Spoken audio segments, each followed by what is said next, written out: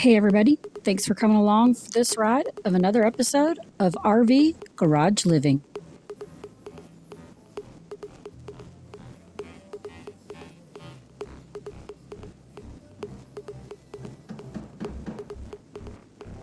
So today we are going to attempt to start framing out the walls in our prior tractor shed to make it and turn it into a watershed.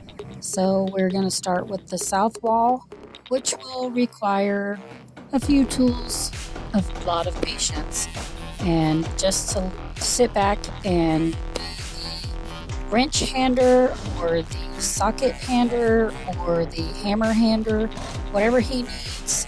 I'm just going to play gopher today and try and assist him, but also stay out of his way. So for those of you that know Sean, know that when he gets something into his brain of how it's supposed to be in work, you just sit back and let him do it. He's not a talker, as you all know that. So for him to explain it to me would take way longer for him to do that than to do the work. So he's just going to do the work, and I'm just going to hand him what he needs and help out where I can. And of course, video it and walk around the building and show you different angles of what he is doing. So to frame it out, of course, we had to do a lumber run. So let's get after it.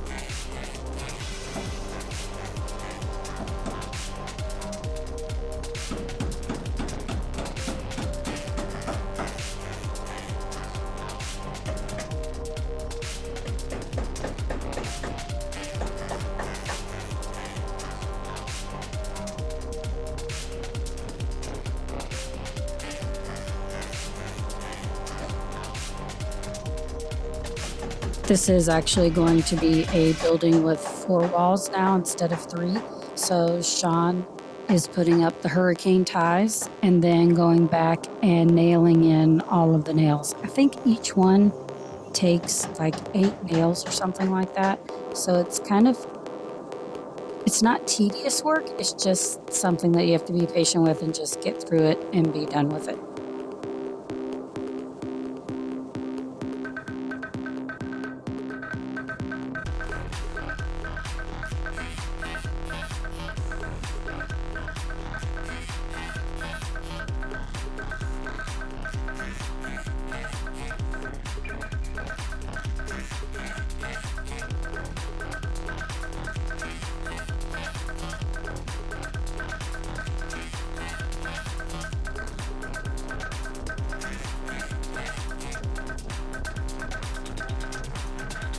As you can see, he was using the screw gun to take the deck screws out of it that we originally put into it, and then he'll use the box of nails and the hammer to hammer it back on. So they're not new putting them on, they're just taking them off and using a different type of installment to make them a little more sturdy. Because if you build anything, you know that by putting nails in it makes it sturdier than putting screws in it. So removing the screws, put in the nails.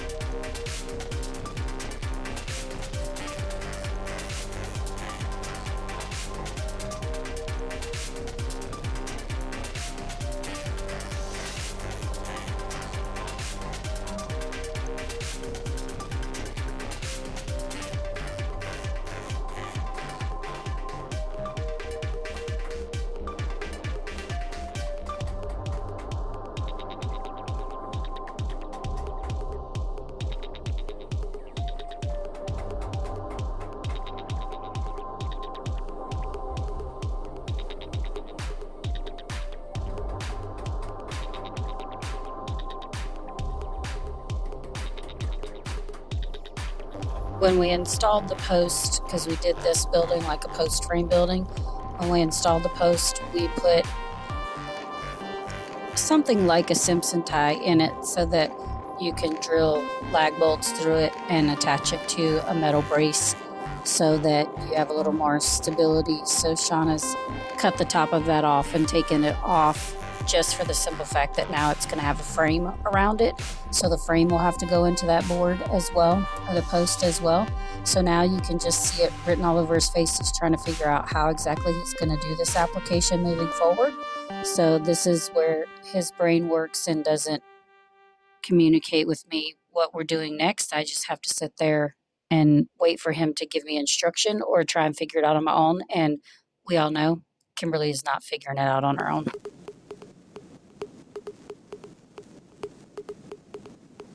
We had to remove the end pieces of the metal siding so that we could gain access to where we're going to put the framework and how we're going to attach it to the existing wood that we've already put in for the posts and the purlins. So it looks a little funny and weird, but this is the easiest way to do it. We're going to have to remove the metal all the way around it, but rather than do it all at one time, we're just doing it in section format, just because, like I said, it's already existing to hold some property tools and that thing. So if we take them down, where are we going to put them? Because this was their permanent home. So now I understand when people do a change order when they're building a house, how that affects what was the work that was already done or was getting ready to be done. So now I understand why they charge extra when you do a change order in a home, because now the builder or the contractor has to figure out how to accommodate the builder or the owner in what they want built.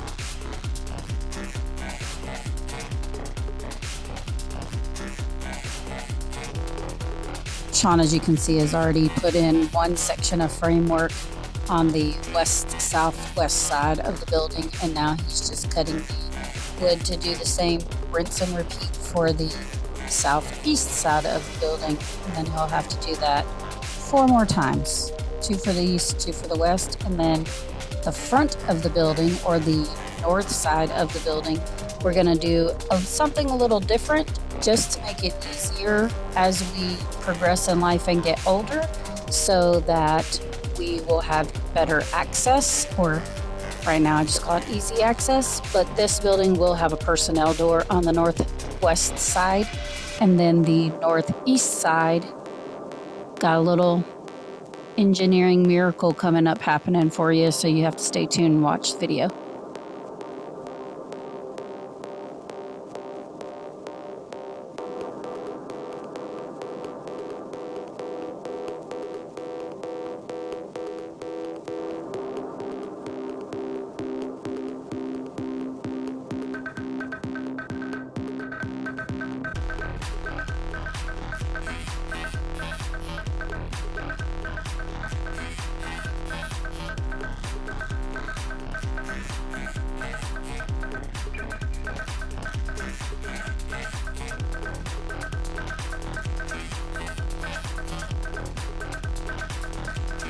Because I missed showing you guys the framework of the first section of the building. I'm going to kind of lay it out. Sean lays it out here on the concrete, assembles it, puts it together with some C-clamps rather than having me come over and help him hold it into place. And then he will assemble the frame, and then together we will lift the frame up and walk it in and install it into the post frame that's already existing. This process is easier when you only have 2 people doing it. If you were to have a whole crew of people out here building it, they would just build the entire whole wall frame instead of doing it in 2 sections. They would just build it out in one piece and then lift it and put it into place. It's also different when you have a post frame building that you're turning into a stick frame building. The way that you secure it to the existing woodwork is a little different. It's the same, but a different application, I should say. It all looks exactly the same, but you could have a pole barn stick frame next to each other, and the applications are different, but they look the same as far as your studs and your purlins go. Someone like me would never know the difference. Great, you built a house. Yay, you. Right? So I'm not trying to diminish the work that he's doing, because he does it from sun up to sundown on days that he is capable of doing that, and I'm out here with him doing that. However, it takes much longer when you are doing it yourselves, i.e. with your own 2 hands, and not hiring someone to do it for you. Because if you hire someone to do it for you, they all have a crew that comes in and helps and assists. We don't have a crew. We're a tag team. We're it.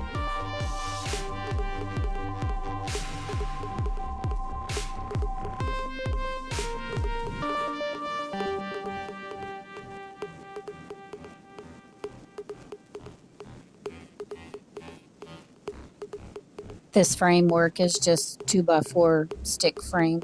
I don't know what they are on center. I don't know if they're 12-inch on center or 24. They may be 16 inches on center. I don't really know. I didn't measure it and I didn't ask him. I just let him do his thing. And his brain is what and how he wants to do it. So that's how he's going to do it. These are not how-to videos. These are just videos so you all see and can keep up with our lifestyle and what we're doing out here on our own property. Like I said, on our own. So this is the process in which he does it. Lays it out on the floor, uses his hammer, uses his C-clamp to clamp them together, and then he uses his nail gun to nail them in. Way easier than using a hammer to put them in, trust me. His arms are being saved somewhat, but it is a lot of up, down, and a lot of planning and a lot of math, which is just something I'm not that I'm not good at it. I just don't think I'm good at it. If I had to do it, I could do it. I've done many things that I did not think that I could do in life that I've actually done and accomplished. And Sean's my biggest cheerleader. He's like, don't you feel accomplished that you did that now? Most of the time my answer is no, but he knows that I have the ability to do it. So that's all that really matters.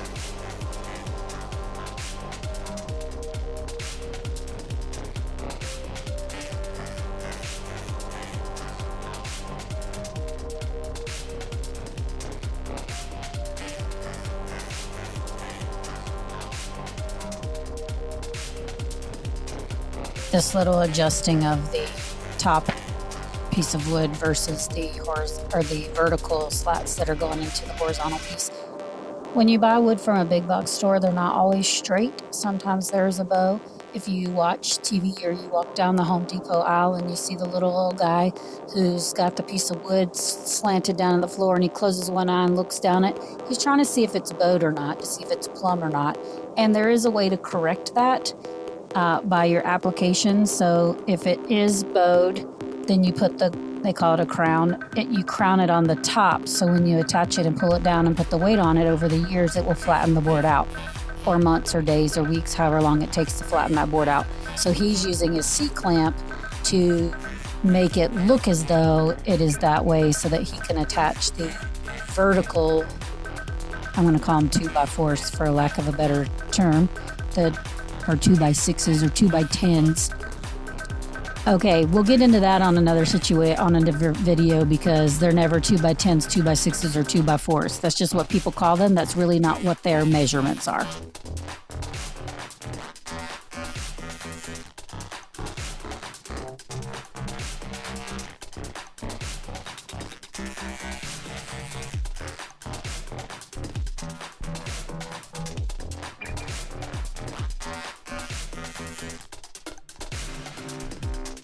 And like most days, the days are not long enough to have the ability to finish your work. We no longer live in Alaska where you have the land of the midnight sun and it's this daylight at 3 o'clock in the morning. So we are going to cut it off here and we'll pick it up on another video tomorrow.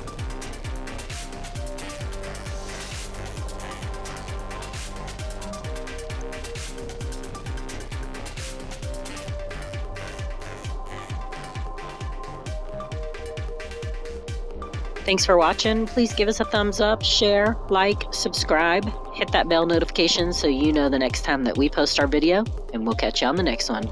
Bye.